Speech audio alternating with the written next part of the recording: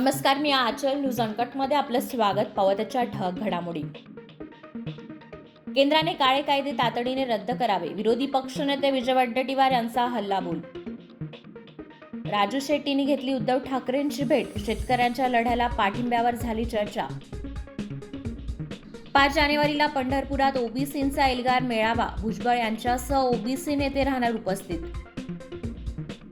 काँग्रेसमधील अनेकांची भाजपमध्ये येण्याची इच्छा, निवडणूक जाहीर झाल्यावर अनेक बातम्या ऐकायला मिळतील, विखे पाटलांचा दावा. सुनील केदार यांची नागपूर खंडपीठात धाव, जामिनासाठी नव्याने अर्ज केला दाखल, जिल्हा व सत्र न्यायालयाने नाकारला होता अर्ज.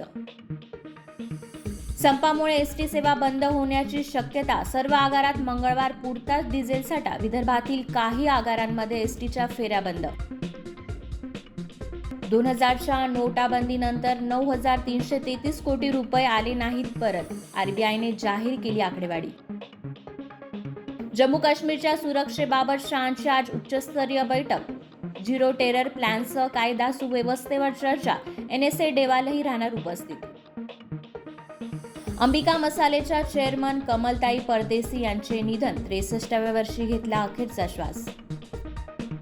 आणि भारताचा T20 कर्णधार रोहित शर्माच असणार आगामी मालिकेसह विश्वचषकात करणार संघाचे नेतृत्व. धन्यवाद.